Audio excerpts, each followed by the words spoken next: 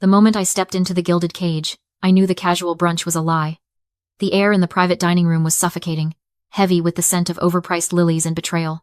My mother, Holly, sat at the head of the table, flanked by my stepfather, Richard, and a man in a pinstripe suit I had never met. There were no menus. There was only a thick legal document in the center of the table, waiting like a loaded weapon. The lawyer didn't waste time. He slid the contract toward me and said my mother just wanted what was fair. I didn't scream. I didn't cry. I looked around the table, meeting each of their eyes, and started counting out loud. 1, 2, 3, 4, 5. My mother frowned, confused. That's when I smiled for the first time that day. You're a lot of people, I said, my voice steady. Funny thing is, I only brought one person too. I knew in that moment I had two choices. Sign my life away, or burn their fantasy to the ground. Before I tell you who walked through that door next, drop a comment and tell me. What's the one thing you've forgiven your family for, that you know you shouldn't have? The private room in the gilded cage was designed to make you feel small. The walls were lined with antiqued mirrors, reflecting my mother's vanity back at her from a dozen different angles. Everywhere I looked, I saw Holly adjusting her silk scarf, checking her reflection, making sure her grief looked photogenic enough for the occasion. My stepfather, Richard, sat next to her, tapping a gold watch that cost more than my first car. He looked bored, like he was waiting for a slow waiter to bring the check. Except the check in this scenario was my entire future. I took a sip of water and let the silence stretch. I am Taylor, 31 years old, and for the last 5 years, I have worked as a forensic accountant. My job is to find the things people desperately try to hide: illicit assets, buried debts, the little mathematical lies that destroy empires. But to the people in this room, I wasn't a professional. I was just Taylor, the difficult daughter, the spare, the one who hadn't followed the script. Taylor, darling, Holly said, breaking the silence with a voice that dripped with synthetic sweetness. We aren't trying to fight. We're just trying to be logical. Look at your life. You're single. You have no children. Your career is intense. She gestured vaguely at my blazer as if earning my own living was a character flaw. What do you need a lake house for? To fill it with cats? Richard and I have a social standing to maintain. We have a family to support. It's simply a waste for a property of that magnitude to sit empty with you. I looked at her. Really looked at her. And for the first time, I didn't feel the familiar sting of inadequacy. I felt a cold, clinical detachment. I remembered my father's funeral 3 months ago. It had been raining, a miserable, gray downpour. While I was standing over the open grave, holding the cremation urn, and trying to breathe through the crushing weight of loss, Holly had leaned over to me. I thought she was going to offer comfort. Instead, she whispered that the humidity was going to ruin her blowout and asked if I had remembered to bring the checkbook for the caterer. They broke me that day. But they didn't know that while they were worrying about their hair, I was filing the paperwork to become the executor of the estate. Listening to her now, watching her frame her greed as concern, I finally understood the mechanism at work. It wasn't just selfishness. It was a trap. The trap of normalizing cruelty. For my entire life, Holly had treated her emotional abuse like a family tradition. She wasn't just asking for the money because she wanted it. She was demanding it because she believed she was entitled to harvest my resources. In her mind, my independence wasn't an achievement. It was an insult to her control. She wasn't angry that I had the house. She was offended that I wasn't broken enough to hand it over. She expected the old Taylor, the one who craved approval, the one who would apologize for taking up space. She didn't realize that version of me had been buried along with my father. I don't need the house, Mother, I said, my voice flat and unbothered. I own the house. There is a difference. Richard slammed his hand on the table, rattling the silverware. Don't get smart with us, Taylor. Your father wasn't in his right mind when he signed that will. He was sick. You manipulated him. We can tie this up in court for years. We can drain every penny you have in legal fees until you're begging us to take a deal. The lawyer pushed the contract closer to me. It's a generous offer, Taylor. 60-40 split. You keep the cash, they get the real estate. Everyone walks away happy. I looked at the pen. I looked at my mother's expectant face. She thought she had won. She thought I was cornered, alone, and outgunned. She had no idea that I had spent the last 3 weeks doing exactly what I do best, following the money. You're right, I said, leaning back in my chair. This could get very ugly in court. Which is why I didn't come to negotiate. I glanced at the door just as the handle turned. I came to audit. The lawyer cleared his throat, a wet, nervous sound that cut through the tension. He tapped a manicured fingernail on the document in front of me. The Fairness Agreement, he called it. I glanced at the text upside down. It was a masterpiece of legal fiction. It demanded the immediate liquidation of my father's entire estate. Stocks, bonds, the condo, and the lake house to be pooled into a trust managed, unsurprisingly, by Richard. They were offering me a 40% stake in my own inheritance, generous enough to keep me quiet, small enough to keep me under their thumb. Just sign it, Taylor, Richard growled, leaning forward until I could smell the stale coffee on his breath. Stop trying to be the victim. You think you're special because your dad left you a few accounts? You're nothing without this family. You sign this, or I promise you, by the time we're done with the legal fees, you won't have enough left to buy a bus ticket out of here. My mother sighed. A tragic, practiced sound. He's just upset, Taylor. We all are. We're grieving. Can't you see this is tearing us apart? Just do the right thing for once. I looked at them. Really looked at them. For years, I had seen them as giants, powerful, judgmental figures who held the keys to my self-worth. Now, under the harsh lights of the private dining room, they looked small. Richard was sweating, a bead of perspiration tracing a line down his temple. Holly's hands were trembling slightly as she smoothed the tablecloth. They weren't grieving.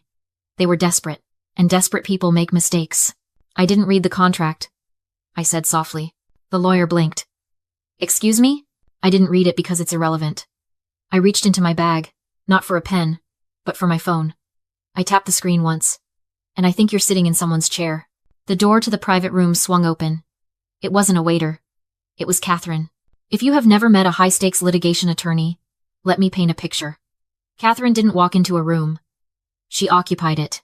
She was wearing a suit that cost more than Richard's car, and she carried a leather portfolio like a shield. She didn't smile. She didn't introduce herself. She simply walked to the empty side of the table, pulled out the fifth chair, and sat down. The silence was absolute. Who is this? Richard demanded, half rising from his seat. This is a private family meeting. Sit down, Mr. Sterling, Catherine said. Her voice was low, calm, and terrifying. She didn't look at him. She was busy arranging her files on the table with surgical precision. My name is Catherine Vance. I am representing Taylor in her capacity as the executor of the estate. And before you say another word about fairness or family, you should know that at 9 this morning, we filed a motion for a full forensic accounting of all assets connected to the estate. Holly laughed, a nervous, high-pitched titter. Forensic accounting? For what? It's a simple inheritance. It was, I said, finally meeting my mother's eyes, until I started looking at where Richard's money was actually going. Catherine opened the portfolio. She didn't slide a contract across the table. She slid a single, glossy photograph. It wasn't of a house or a bank statement. It was a picture of Richard, red-faced and shouting, standing outside a very specific, very illegal betting parlor, 3 towns over. We aren't here to negotiate the will, Holly, I said, my voice cold. We're here to talk about the $300,000 of debt Richard tried to hide in the estate's liabilities. Richard's face drained of color. He looked at the photo, then at me, and for the first time, the aggression vanished, replaced by pure, unadulterated fear. I told you, I whispered. I came to audit. Catherine didn't stop with the photograph. She reached into her portfolio and pulled out a binder, thick and black, about 2 inches of solid paper. She didn't hand it to them. She simply dropped it in the center of the table. It landed with a heavy, flat thud that made the water glasses jump. That, Catherine said, her voice devoid of inflection, is the forensic summary of Richard's financial activities over the last 24 months. Would you like me to walk you through the highlights? Or shall we skip straight to the second mortgage he took out on your primary residence without your signature? Holly's head snapped toward her husband. What? Richard opened his mouth, but no sound came out. He looked like a fish on a dock, gasping, drowning in the sudden influx of truth. It's not just a mortgage, Holly, I said, leaning forward. It's 6 maxed-out credit cards. It's a line of credit against his business that hasn't seen a profit in 3 years. It's online poker accounts registered under fake names. And it's a terrifying amount of money owed to people who don't send late notices in the mail. They send guys with tire irons. I watched the realization wash over my mother. It wasn't heartbreak. It was something far more visceral. Humiliation. She looked at the mirrors surrounding us, seeing her reflection fracture. For years, she had curated this image of high society perfection, of the wealthy power couple engaging in philanthropy and leisure. Now, in seconds, that image was being stripped away to reveal the rot underneath. She grabbed the binder, her manicured nails clawing at the plastic cover. She flipped it open. Rows of numbers, highlighted in yellow, stared back at her. Withdrawals. Transfers. Losses. You lied to me, she hissed at Richard. You said the business was expanding. You said we needed Taylor's money for investment capital. I did it for us, Richard pleaded, his voice cracking, losing all its previous bluster. I was going to win it back. I just needed a bridge loan. Taylor's inheritance was supposed to be the bridge. I laughed. It was a short, sharp sound that felt like breaking glass. A bridge? No, Richard. My father's life savings wasn't a bridge. It was a bucket of water you were going to throw on a grease fire. I looked at the lawyer, the man in the pinstripe suit who had been so arrogant 5 minutes ago. He was hurriedly packing his laptop, closing his notebook. He knew a sinking ship when he saw one, and he clearly had no intention of going down with the captain. This meeting is over, the lawyer mumbled, not making eye contact. I was retained to draft a family settlement, not to be a party to fraud. Wait! Holly shrieked, grabbing his sleeve. You can't leave. We have to fix this. You can't fix it, Mom, I said. I stood up, smoothing the front of my blazer. You can't fix a black hole. You tried to ambush me today, because you thought I was the villain. You thought I was the selfish daughter holding out on the family, but I'm not the villain. I'm the only person in this room who actually knows how to count. I looked down at them one last time. Richard, slumped and gray-faced, terrified of the debt collectors waiting in his future. Holly, frantic and furious, not because her husband was an addict, but because her lifestyle was about to be repossessed. I reached into my purse and pulled out a single, crisp $100 bill. I dropped it onto the white tablecloth, right on top of the unsigned fairness agreement. For the water, I said. And for the show. I turned my back on them and walked toward the door. Catherine followed close behind. Meeting adjourned, I whispered. We made it exactly 40 feet. Catherine and I walked out of the restaurant's heavy oak doors and into the parking lot. The air was cool, but I didn't have time to register it. I unlocked my sedan, threw my purse into the passenger seat, and reached for the door handle. Screech. The sound was metal on asphalt, a high-pitched mechanical scream. A massive black SUV roared around the corner of the lot, jumping the curb and slamming on its brakes inches from my rear bumper. It was Richard. He had circled around back before we even paid the check. He wasn't blocking the exit. He was blocking me. Before I could lock my door, Richard was out. He didn't look like a country club member anymore. His face was a mottled purple, veins bulging in his neck, his tie loose and crooked. In his right hand, he gripped a tire iron. Smash. My driver's side mirror exploded. Shards of glass sprayed across the asphalt, glittering near my boots. You think you can just walk away? Richard screamed, raising the tire iron at my windshield. Spit flew as he ranted about humiliation, money, and fixing what I'd ruined. I froze. This was no longer legal. It was a desperate man with a weapon inches from my face. Catherine stepped forward. Mr. Sterling, put that down. Shut up, Richard roared, swinging the iron toward her. This is family business.